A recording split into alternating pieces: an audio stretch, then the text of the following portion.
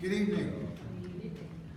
Welcome to number 13, 12, 14, 13, they're telling me, okay, of our visioning sessions being held throughout the county. Tonight happens to be right here in beautiful downtown Harwood, and we want to thank you all for joining us tonight. We know that there's many places that you could be. The fact that you've chosen to invest your time here tonight says a lot about you, and it certainly is helpful to us. We really appreciate the fact that you're choosing to come here tonight and offer thoughts and ideas about this very important process. My name is Phil Hager, and I happen to have the honor of serving as your planning and zoning officer. And we have a nice program here to round out the rest of your evening. And I know it's nice because it's the part where you get to talk. So I'm sure that's going to be a great opportunity. So I want to begin with a couple of introductions. A lot of work goes into these meetings. Many people, both in front of the microphone and behind the microphone, who invest a lot of time and money and hours to help make these things work out and make them possible for you. Two guys that deserve special recognition because they allow you to actually hear me. Among a few other things that they do, they also plug all this equipment and go back to their evenings are even later than ours. Ray Pringle and Zach Reed.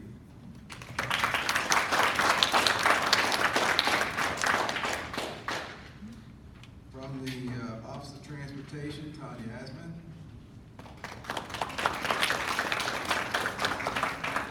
From the County Executive's Office on Community Outreach and Constituent Services, James Kitchen.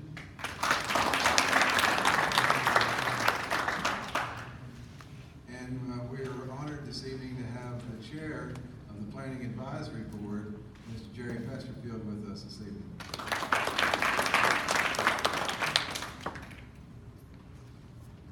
So, I could tell a few jokes or something like that, but I've been told that my jokes are not funny, so I should refrain from doing so. And I may be dumb, but I'm not stupid, so I'm gonna take heed of that advice and not do that. But these tasks, these planning, zoning, and land use tasks that we perform are challenging tasks. And it makes it difficult trying to do what we do because you're trying to balance things. And the old seesaw is difficult to balance because you have limited supply but unlimited demand.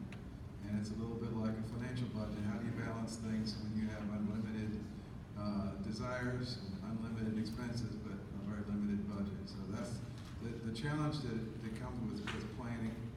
The other thing that makes planning difficult is that every decision that you make has a repercussion, and that repercussion is associated with an individual. It's their property, it's their neighborhood, it's their livelihood, it's something that is guaranteed to generate an emotional response. So not only do you have the difficulty of trying to balance things out, but everything you do is going to either make somebody happy or make them sad. And of course, we only hear about the ones where people are upset. We never hear about the decisions that we make to make people happy. So you think that our job is very tough. It is. And I remember talking to my grandfather years ago. He was asking, he said, "Now, what is it again that you're doing?" And I told him, I'm a planner. He says, "Oh, nobody likes those people." So it's true. But in spite of having a tough job, one of the things that does make me feel a lot better, and I know it makes my staff feel better, is to know that we have a group of folks behind us in our elected capacity who are supporting us in what we're doing in terms of our planning activities and in terms of our resource needs, etc.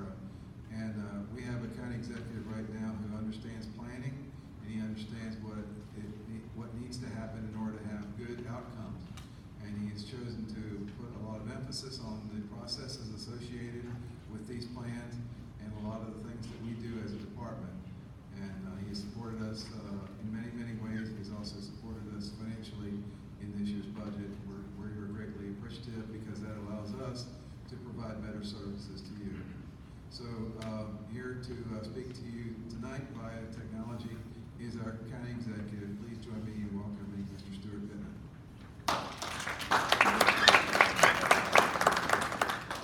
Welcome to the Planning Department's Small Area Visioning session. I'm sorry that I'm not there with you. I'm making it to most, but there were a few evenings that I just couldn't attend, so decided to do this little video so that I could be with you on the screen. I just want to thank you for coming, because this process that we're going through for Anne Arundel County is probably the most important thing that we do this year, maybe the most important thing that we do during my whole 4-year term. It's the 20-year General Development Plan. And a lot of you said during the campaign, and you said, you say all the time, that we want community-driven planning.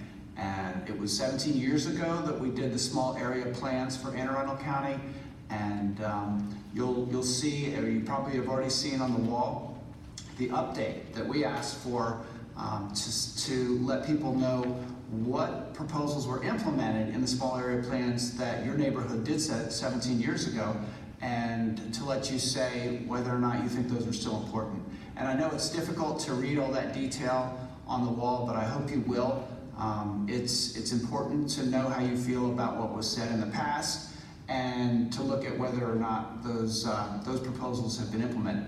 I also want you to know that I've been listening to what you've got to say in neighborhoods, and the General Development Plan and this small area visioning is not all that we're doing. We're looking at legislation that's going to give communities, especially when they're organized in groups, a little bit more influence and power over the process of what gets built and what gets developed in communities. So we're working on the issue of standing so that organizations can actually intervene in the hearings and play a role. We're also working on software that will allow you to go on a map and click on a site, a development site, and be able to get all the information that you want about the application and what stage it's at and how to intervene. And that's going to be very important. We're going to have a training sessions around the county on how to use that software once it's ready to roll, and that can't come too soon. We're also looking at forest conservation bill that will help make it more difficult for developers to take down trees. We're looking at the adequate public facilities laws and whether we can strengthen those for school capacity and road capacity where development takes place. And we're looking at how we do modifications that the developers ask for when their project doesn't quite fit the rules. So we're strengthening the way that we handle modifications on environmental issues in particular. So all of that we want you involved in. It's in addition to the whole general development plan and small area planning process, but it's really designed to sharpen the tools that we have for citizens to be engaged in the process. I want you to also note that this is not your last crack at this, that this is just a visioning session so that we do one check-in in each of the neighborhoods, ask you also about the boundaries of the neighborhood, whether you think it's appropriate, but that after the general development plan is approved by the county council, we're going to start all over again, and we're going to do full small area plans after the general development plan. So there will be general principles for the county that I hope you'll be thinking about that'll be in the general development plan.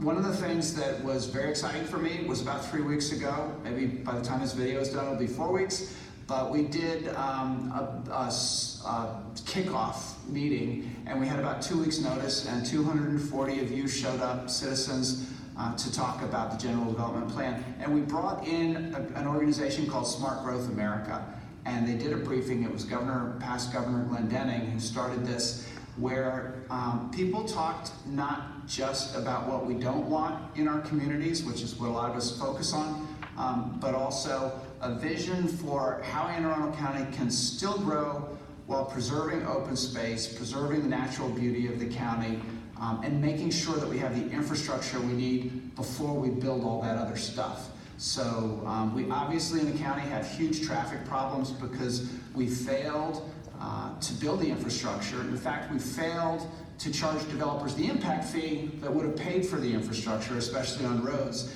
And we're working on that. We're working on that in the budget, and we're going to create a new fund for infrastructure, and we have to catch up in Anne Arundel County. I know how frustrating it can be to be a citizen or a member of a community group that's trying to have influence over what goes on in your community. And I just want you to know that we understand that. We're doing everything that we can to make the process more user-friendly, and we don't want you to give up. you need to stay involved, so thank you. This is important. I hope you get engaged. I hope you have fun. I hope you all get along and all agree with each other. And I wish I was there to join you.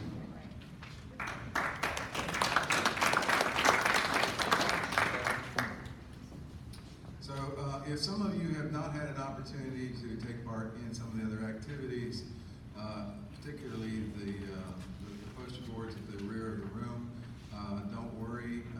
You can go online. Everything here today is available in an electronic format if you would like to do that. Also, some of you may have slipped in without signing in, and you're not required to do that. However, we like to keep record of who all comes in, and we also put your email address. We ask you to put your email address on that, and that also becomes part of our record. And then when we have other activities, we can send you an email about what's going on. So if you'd like to be part of that, the sign-in sheets are at the tables just on the outside of this room. Please consider doing that as well. So the format for these events has been the same in every place that we have held them. We begin with an open house that gives you an opportunity to look at some maps, look at some of the recommendations that have not been implemented that were part of the old small area plans that were done 15, in some cases 20 years ago. And it also gives you an opportunity to interface with staff and also with our Citizens Advisory Committee. There are a number of those folks with us tonight. I'd like to take a moment now to introduce them. Our chair, Elizabeth Rossborg, Joel Greenwell, Kate Bauer, Melanie Hartwig Davis, and Pat Hooker.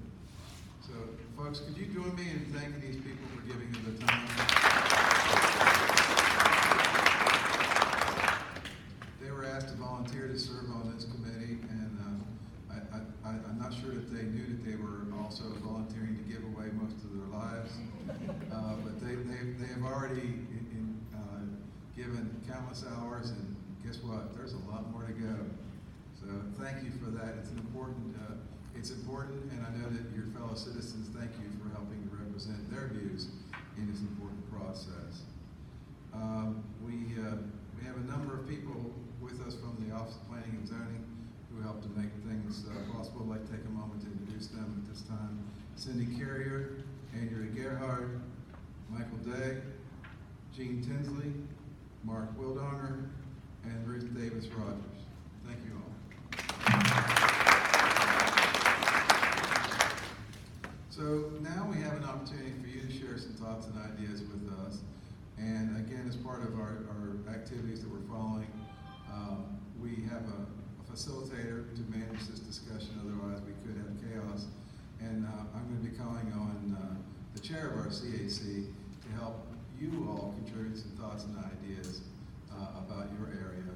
And then that will wrap up our activities for this evening. So without further ado, please welcome with me the chair of the Citizens Advisory Committee, Elizabeth Rossborg. Thank you, Mr. And I can't follow my own script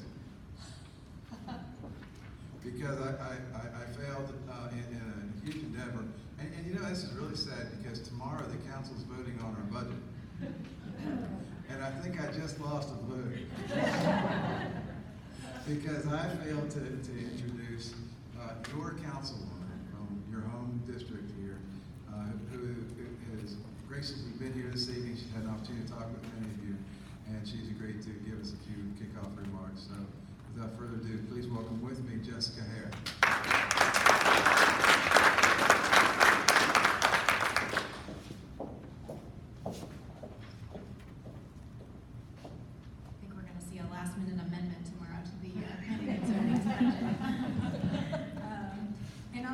Actually, after the last 6 weeks of budget hearings, tonight is very easy for me because I get to stand here and say thank you to all of you for giving us your time, and then I get to sit down and listen. So this is an honor for me. I'm delighted to be here. I will say the number of hours that Planning and Zoning and the CAC have already put in, and the number of hours yet to be put in is daunting, but you are all in great hands. They are listening, the county executive is listening, the county council is listening, and this is what we're here for. We are here for all of you. We represent you. So I just want to give a big thank you to Planning and Zoning. There are 6 new members on the council. Even our chair has never been through a GDP before, so really, we're all new at this. Planning and zoning has tirelessly already given us briefings and whatnot on how this works from our side. And I'm just, I'm very excited to kind of dig in and get to work. So thank you all, and I can't wait to hear what you have to say.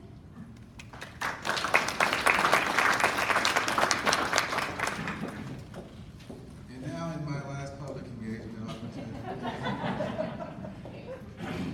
Welcome with me, Elizabeth Rossworth. Good evening. Thank you all for coming. As Mr. Hecker said, my name is Elizabeth Rossberg, and I have been appointed the chair of the CAC. We are all volunteers, so we are very appreciative that you all have come out this evening. This is number 13 out of 17 that we are doing, and we appreciate that you've taken the time to do this. This will not be your last opportunity to be part of the process. You will be able to see the draft when we get it done, and you will be able to comment on that as well. There are plenty of other opportunities as well for those who weren't able to come this evening. Everything is online. So if you go to www.aacounty.org, which is up there, you will see the first tab is Plan 2040. You click on that, and you will see what we are doing this evening. This is being videotaped. I need to let you all know that. And it will be posted online. So those people who aren't able to come will be able to see what we talked about. They'll also be able to fill out the same forms and be able to make the same comments. You can also email me directly at plan2040@aacounty.org, and I promise you will get a response.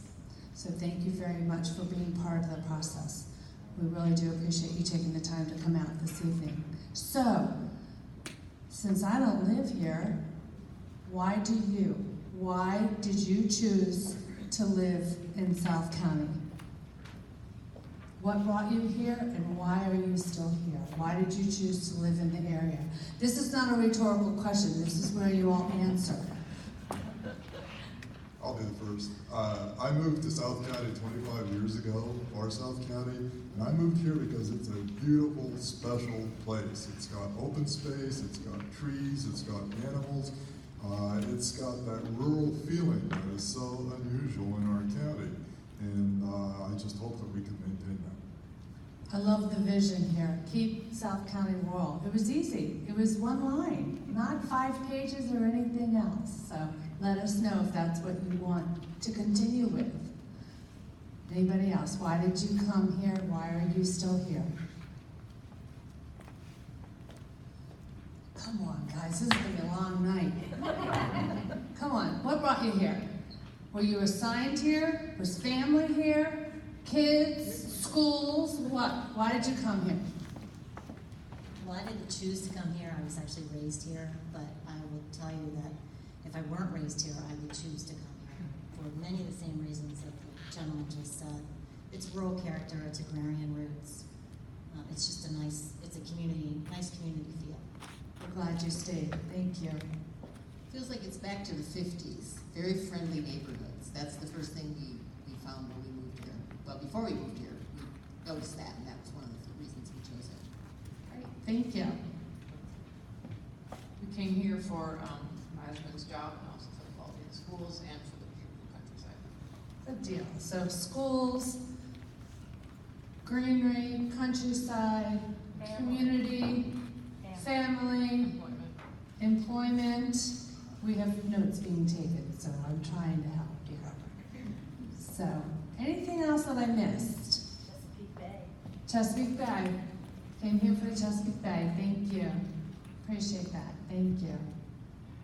So, come on, don't be shy. We're all family. We're all one close neighborhood, right? We're all friends, neighbors. Anything else I missed? Okay, going twice. What has changed in the last 15 years in South County? Traffic. Okay. Crowded schools. Traffic. Bicycles. I'm sorry, bicycles. Bicycles in a good way, or having bicycles? Yeah, well, it works both ways, okay, because we should not have the kinds of roads that really accommodate bicyclists. But it would be nice if they did, and also when the people on bicycles are using our roads, it would be nice if they obeyed the law. Absolutely. Thank you.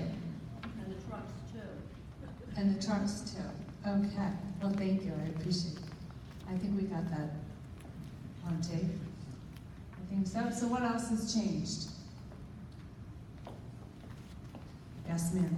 Oh, I was gonna say, we're in kind of a small community, and we already have 3 Airbnb and VRBO units.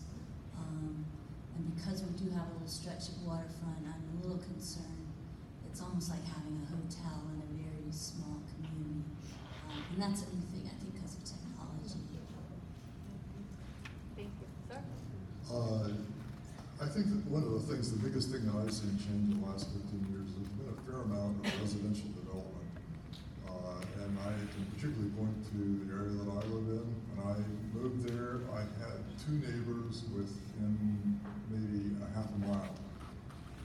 Within the past 15 years, those neighbors have subdivided, and now I have 12 neighbors. And the whole area has significantly changed. I used to see in local woods animals and birds and things like that, but now dogs have run off and people shooting guns have scared, and it's changed dramatically. So that's my impression of the changes in the past 15 years. Thank you. Anything else that you would like to add to it? Yes, ma'am. We're also having more development that is not residential. Like, for example, we have a church in $1 million house on Mount Airy Road, and we're going to probably get a dog park on Rossbach and add 65 more cars on a one-way trip. So that's 110 cars to deal with the dump trucks and the bicyclists. And so, you know, the commercial should not be allowed in residential areas, especially if the roads are not wide enough. Yeah. Good point. Hold on, I'm coming.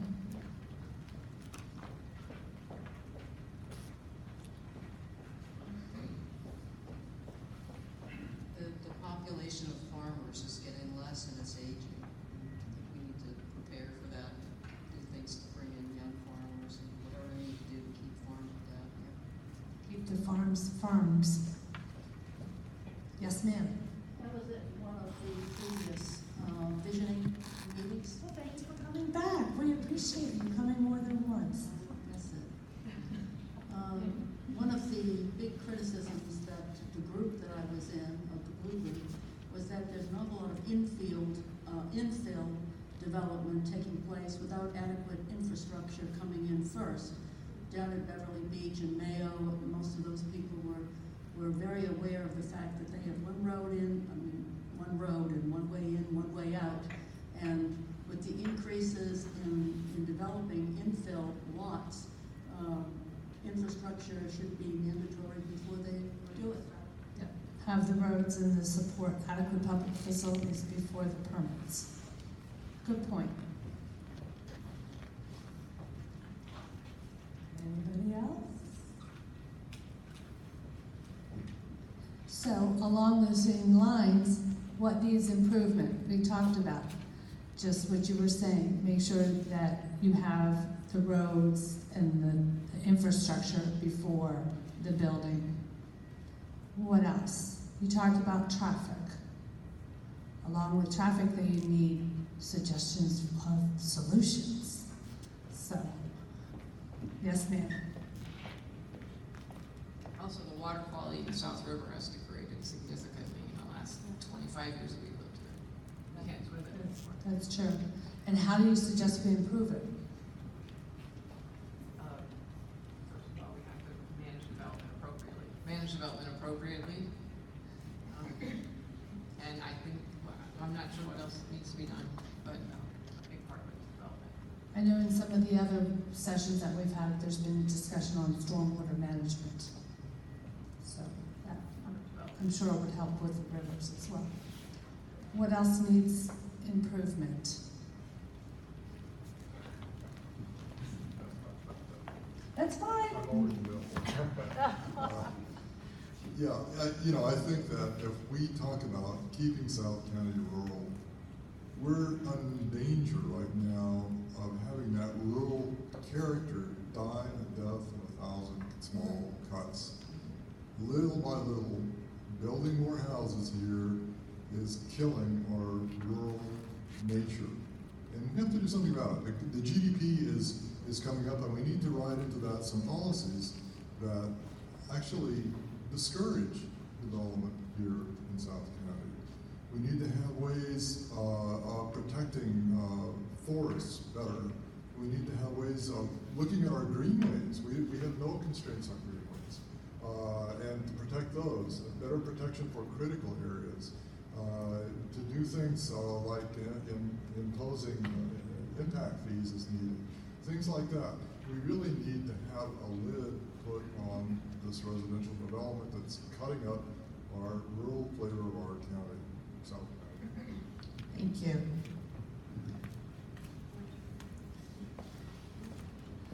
Yes, sir.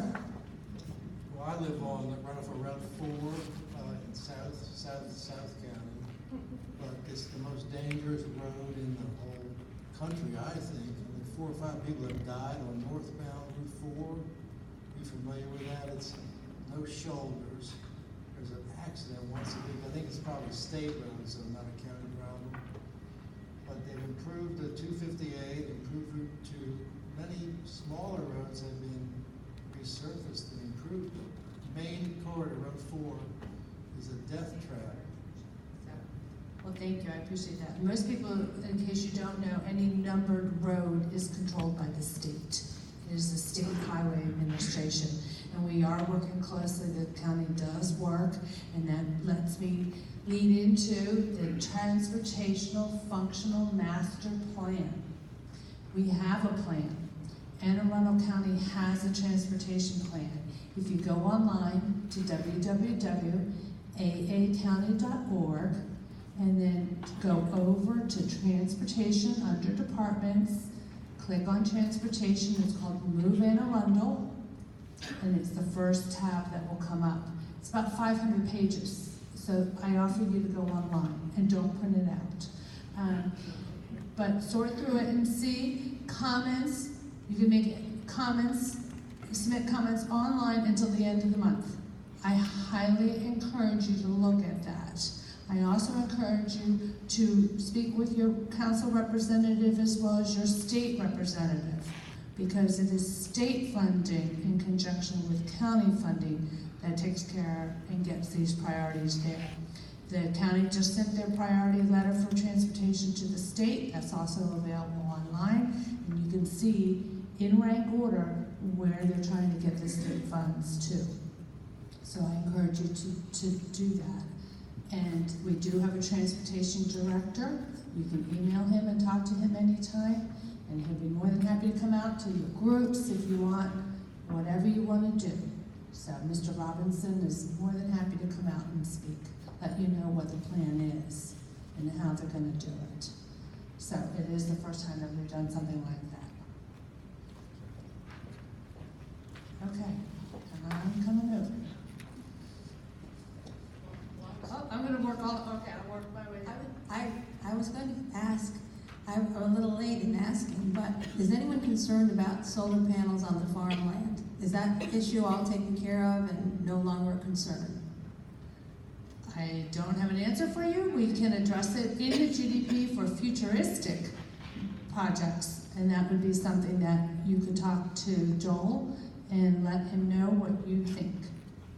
This came up on the transition team. I was on the smart growth subcommittee of one of the transition teams was having a more robust ag preservation program, look at other jurisdictions to see other tools that we're not using, like within the state. Frederick County comes to mind, but there's other things being done in other states, along with agritourism that we're working on now to help promote farming and make it viable. For those of you who may not know, there is a Ag Commission. And so they are working on those issues. So I was coming back here. I know we mentioned the Chesapeake Bay, but to be more general, one of the areas that we should be most concerned with is environmental education in terms of protecting the bay. And all of this asphalt that goes down for transportation, convenience and for access is also something that affects the Chesapeake Bay. The other thing that affects the bay is the deforestation and the inability of a lot of people to understand that every tree, every plant, every piece of vegetation helps filter whatever comes out of the western part of Maryland all the way to Chesapeake Bay. And if you start destroying the vegetation around the bay's beaches and the, for a scenic view and for better watching of the boats, what you're doing is really destroying the environment, because the bay is going to be suffering when all of the chemicals and all of the pollutants and contaminants come through our area and go out into Chesapeake Bay and affect marine life. And I think you heard that the county executive is very concerned about this. He addressed it a little bit here, but there are future forest conservation bills coming down. I know that he mentioned that. You also saw in the paper about the environmental policies, and his environmental policy has been strengthened, and so it is something that the county executive is very aware of, and we will take into consideration when drawing up the GDP as well. So, thank you. Well said. What else? What has changed? So what do you want your community to look like in 20 years? Think big. Think different. Think outside the box.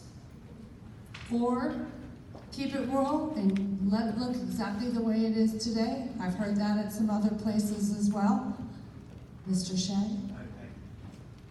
Thank you, Elizabeth. You know, two things I'd like to share with you. 18 to 20 years ago, our community, this is the gold standard that we're working from now, said that we should acquire the property north of the library for a community area to do what we need to do. That's ground zero. It could be a town square, could be a community center.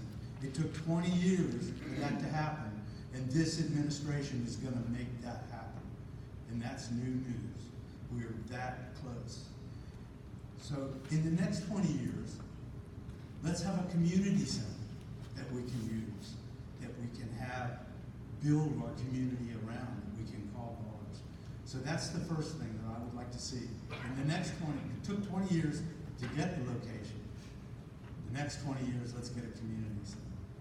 And then one more thing I would like to see in the next 20 years, which was also in here, was the Greenway. We're talking about Franklin Point. We're talking about Turtle Run. But we're also talking about the Holder property. In the Owens administration, this farmland that you wanted to say was basically zoned R1, one house. We're talking about cropping houses out. That's the last crop a farm will ever make, is when it crops houses out. We should have appropriate zoning. We should remember the keys to the kingdom are not what we want, but how we get there. And that's in the zoning. If we don't have appropriate zoning, and if we don't have down zoning to save our farms, it ain't gonna happen. So the two things, basically, a community center in the next 20 years. And let's get our greenway that we asked for and have appropriate zoning. Appreciate it, thank you. I highly encourage the down zoning. Talk to your neighbors. The other thing that we talked about, and this came up in some of the other visioning forums, when you talk about community centers, perhaps having a multi-purpose community center, having a youth center and a senior center together so that they can work together and help each other out. They can help grandma figure out or help me figure out the phone. I have an iPhone, I use barely any of it. So I answer it. So it would be wonderful if we could have multi-purpose centers and be able to do something like that. Yes, sir? When you're looking at the future, zoning requirements and everything, I just hope that you take into consideration, there's a lot of farms around that have been rezoned or subdivided years ago.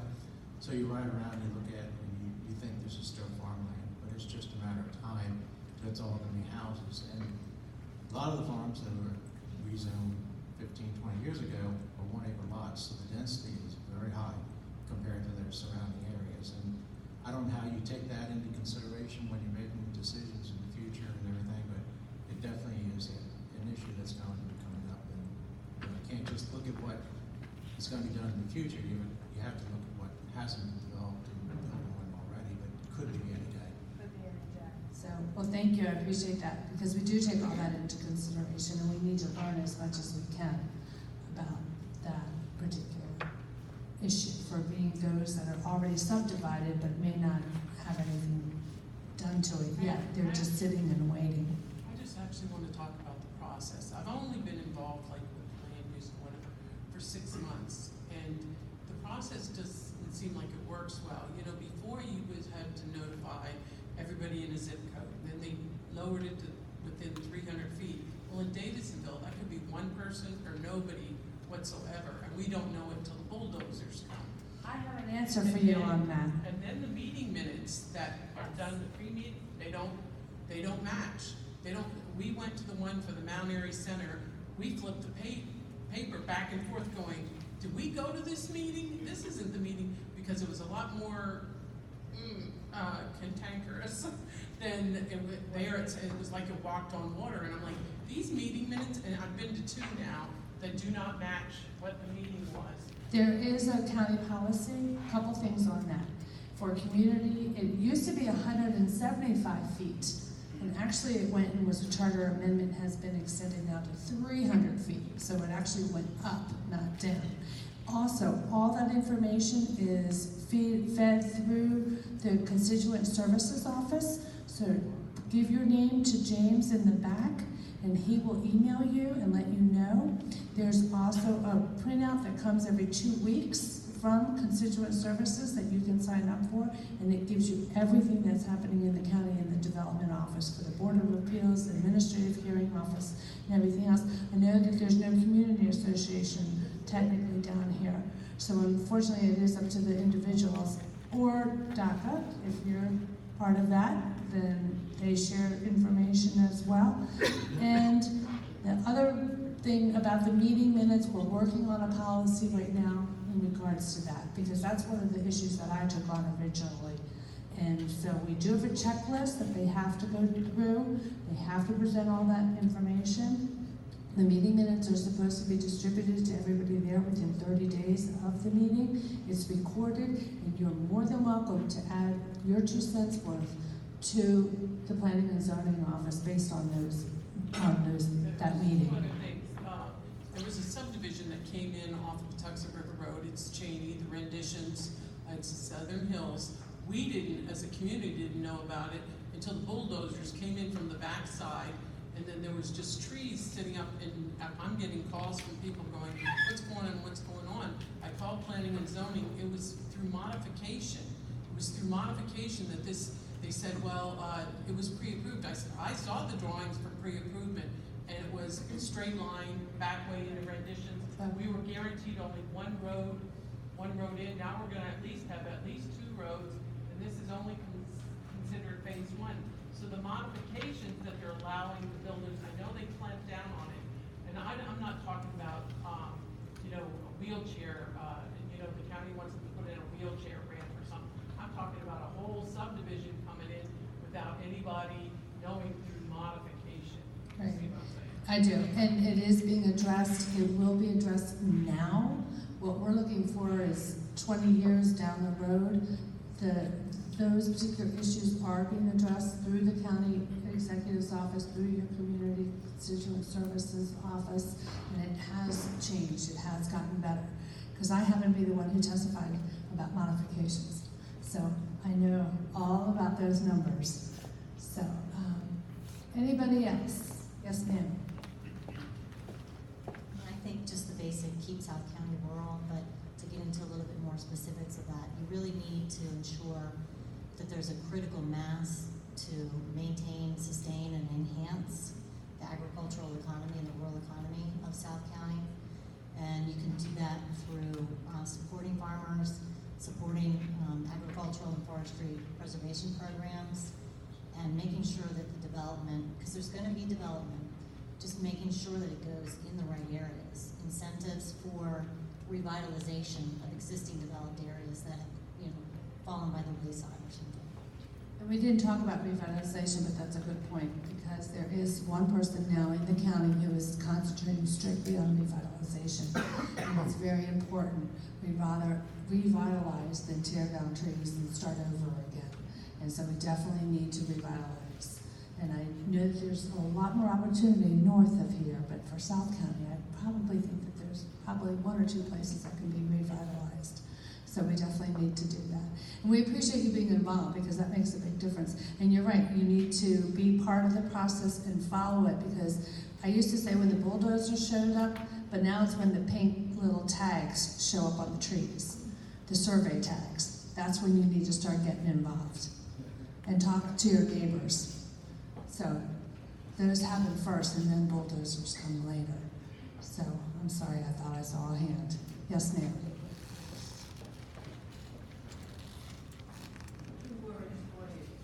Towards the enforcement, number one. Number two is the way in which some of the wetlands and some of the areas that ought not to be touched. And that has already been addressed. That's the environmental policy that I was talking to you about, that the county executive has already started. It has to have a survey, and you have to have all that done now, which is new and different. Let's think futuristic.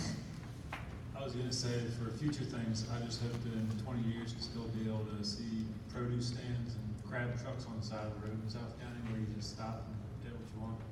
Good idea, yes. And I know you want to improve the hiker-biker trails and the access. Yes, sir. Hold on, I'm coming.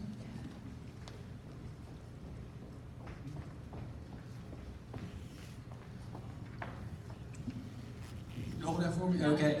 A lot of what has been said already, but kind of to the idea that 20 years from now, it would be nice to have South County that has basically cleaner air, cleaner water, and enhancing the rural nature of our area, so that the quality of our food continues to get better, which will ultimately mean the health of our community is better. So I'd like to see a healthier community, cleaner air, cleaner water, continuing to protect and enhance the rural nature of our county, South County. Thank you.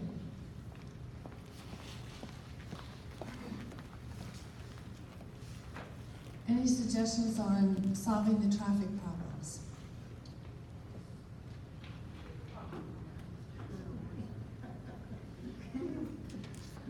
Okay. Everybody slow down and pay attention. Enforce the traffic, speed limits. Public transit. And public transportation. Yes. We talked about that a little bit. Public transit right down the middle of Route 50 in the median strip instead of paving it. Instead of paving it, she said public transportation down the middle of it. One of the issues in the transportation plan is multimodal transportation. So we need to think along those lines. And I encourage you to check that out.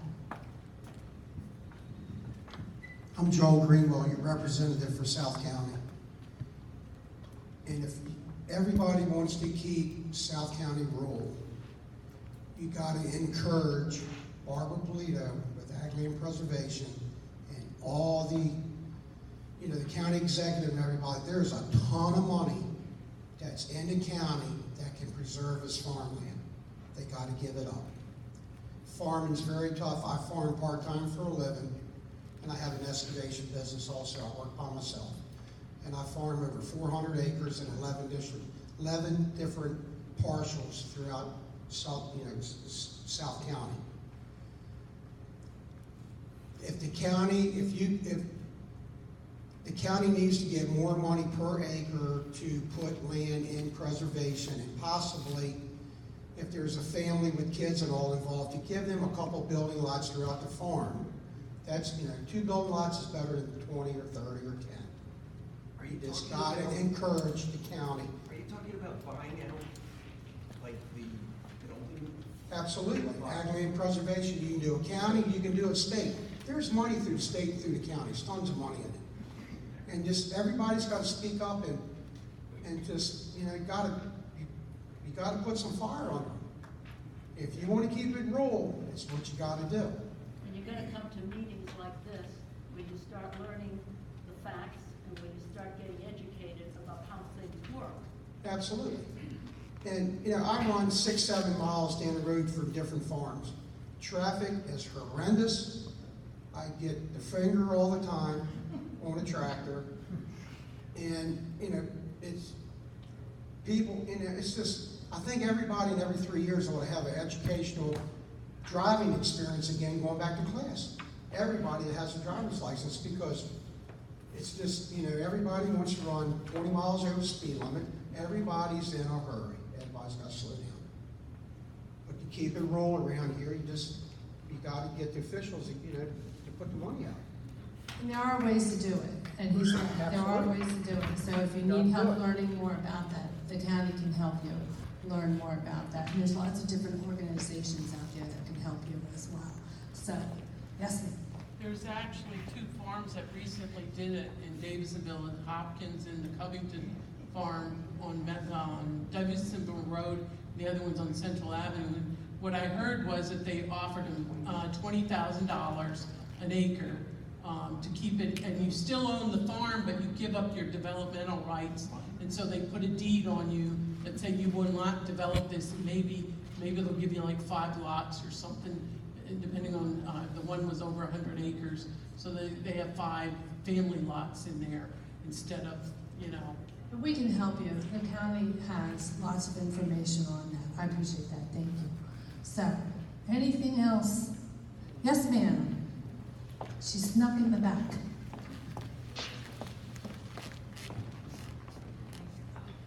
Thank you very much. My name is Anna Cheney, and I have been a resident of Anne Arundel County my entire life.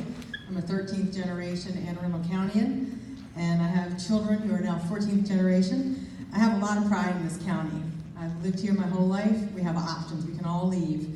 But I want to stay here. I want my kids to want to stay here, and I hope that their kids will want to stay here because it's the best place to work, to live, and to hopefully operate small businesses that support the health, welfare, and well-being of our citizens.